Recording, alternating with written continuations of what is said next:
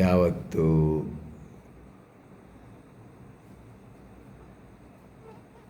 తెలుగు ప్రజలకు, సాక్షుల దగ్గర నుంచి భారతదేశ ప్రజలైనటువంటి రవీంద్ర భారతి పిల్లలుగా మారినటువంటి పౌరులందరికీ కూడా తమ సర్వసార్వభౌమ అధినాయక శ్రీమాన్ వారు సర్వసార్వభౌమ అధినాయక భవనం నుండి, కొత్త ఢిల్లీ నుండి ఆశీర్వాదపూర్వకంగా అభయమూర్తిగా తెలియజేస్తున్నాము.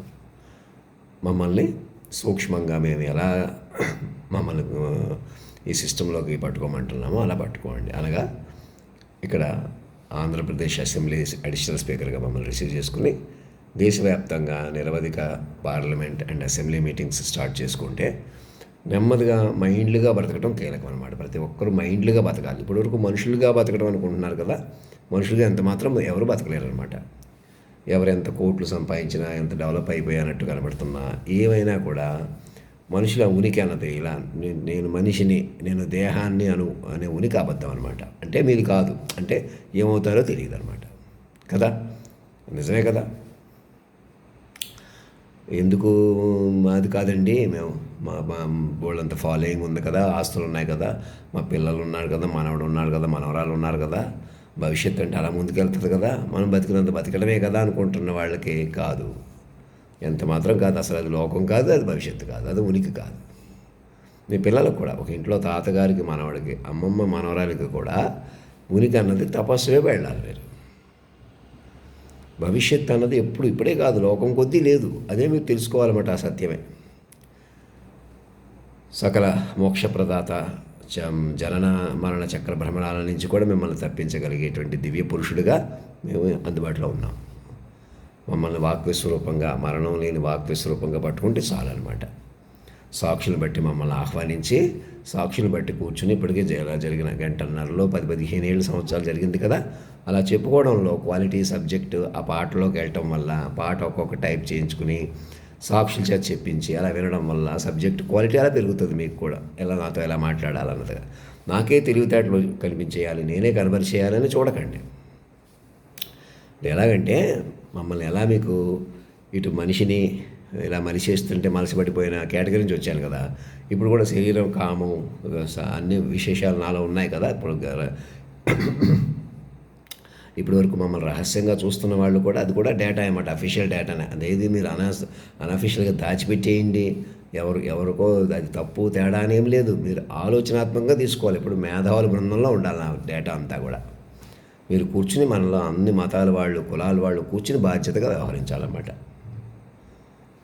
చాలా న్యాచురల్గా కామం అన్నిటికన్నా శత్రువు ఎవరు?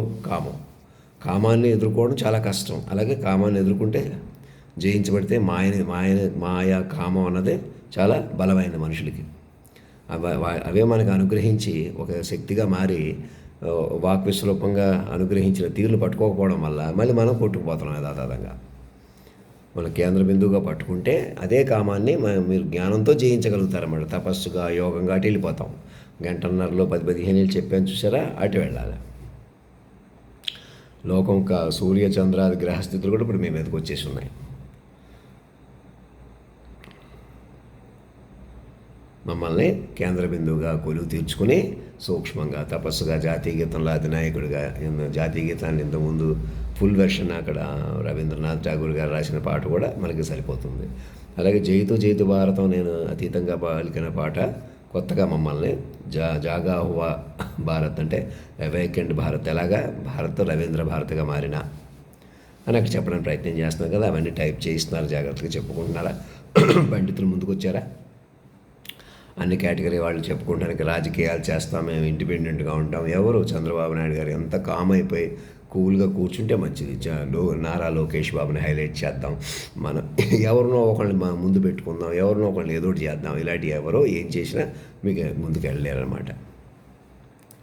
నన్ను మాస్టర్ మైండ్గా నా చుట్టూ, నా ఆధార్ కార్డు చుట్టూ మీ ఆధార్ కార్డులతో ప్రాంప్ట్ అయిపోవాలి. ఎలాగైనా విశ్వ మైండ్ అనమాట. నేను ఎలా సంతకం పెట్టానో అలా పట్టుకోండి చెప్తాను, అలా ఆహ్వానించండి. పట్టుకోవడం అంటే తపస్సుగా పట్టుకోండి అని అర్థం అనమాట. ఒకసారి పట్టుకున్నారంటే, నేను చెప్పినట్టు ఒకసారి పట్టుకున్నారంటే విశ్వవ్యూహపట్టు వచ్చేస్తుంది.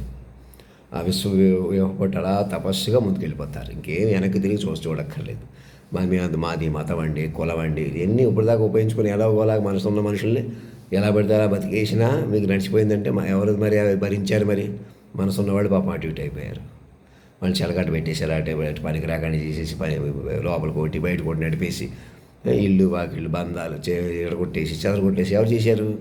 నేను మా యాంత్రిక ప్రపంచం పెరిగిపోవడం వల్ల సాటి మనుషులనే మీరు మనుషులు అలా ప్రవర్తించారన్నమాట. మమ్మల్ని అలాగ మోసం చేస్తున్నారు, మేము అలాగ మోసం చేయాలని కొందరు రకరకాలుగా ఒకళ్ళు రెచ్చగొట్టుకుంటూ ఎవరినొకళ్ళు ఉపయోగించుకుంటూ ఏదో రకంగా మేము పైన ఉన్నాం, మేము మేము భౌతికంగా బలంగా ఉన్నాం కాబట్టి, ఇంకో రకంగా తెలివైన వాళ్ళం కాబట్టి, ఇంకో రకంగా మనుషులంటే మేము కాబట్టి, ఆంతనం కాబట్టి ఒడ్డు పొడుగ్గా ఉన్నాం. ఇలా ఏదో కారణంగా భౌతిక కారణాలు పెరిగిపోయి డబ్బు కొద్దీ, ఆస్తుల కొద్దీ, మనుషుల కొద్దీ రెచ్చిపోవటం, అదే జీవితం అనుకోవటం, అవి చూసుకుని వెనకాలోళ్ళు రెచ్చిపోయి కొందరు మిగతా వాళ్ళు అనేకులు ఏమైపోయినా పర్వాలేదనే విపరీతాల నుంచి శాశ్వతంగా సమూలంగా ఇంకా ప్రతి మనిషి లెక్క నువ్వే తప్పు చేసావు అని ఎవరినంటాం? మరి మీరు నా ప్లేస్లో ఉన్నా, నేను నీ ప్లేస్లో ఉన్నా అన్నట్టుగా ఆలోచించుకుంటే మీకు తెలుస్తుంది. అందుకే మనం మైండ్లుగా మార్చిపడిపోయాం. ఇంకా అందరూ మైండ్లుగా మారిపోయి విశ్వం మైండ్ అందుబాటులోకి వచ్చేసి విశ్వమే ఒక మైండ్ అయిపోయి అణువణువున మాటగా ఆడుతున్న మగతనం ఒక చోట పలికి అణువణువున మాటగా నడిచేని చూసారా? సాక్షులు చాలా సాక్ష్యం చూశారు కదా.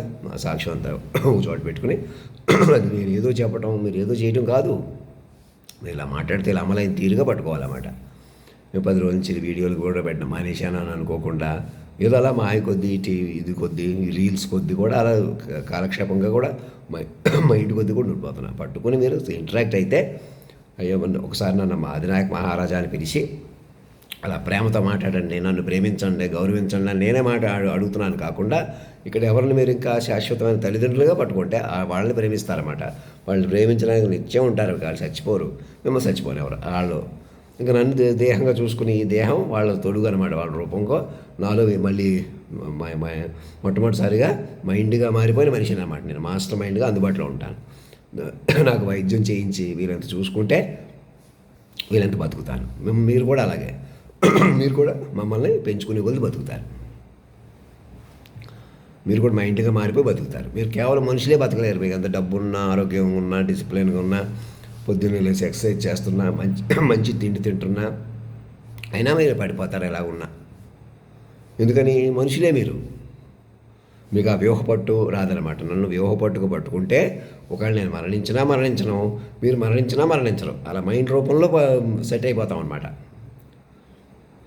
నన్ను మరణించకుండా చూసుకోవడానికి అవకాశం ఉంటుంది, బాధ్యత పెరుగుతుంది. నేనంటే నన్ను ప్రేమించండి అంటే ఇంకా తల్లిదండ్రులుగా ప్రేమించండి, మమ్మల్ని ఎలాగైనా కలుపుకోండి, చక్కగా ఆడతనం మొగతనం ఒక చోట పలికాను చూసారా, అలా చూసుకోండి. ఇక మనిషిగా నేనే మనిషిగా ఇది అవుతున్నాను అనమాట అనుకోకండి. ఇక మనిషిని కాదు నేను, నా ముందు మనుషులు కాదు మీరు కూడా మైండ్లుగా మారిపోయిన మైండ్లు అయిపోతాం ఇక నుంచి. ధర్మో రక్షత సత్యమేవ జయతే.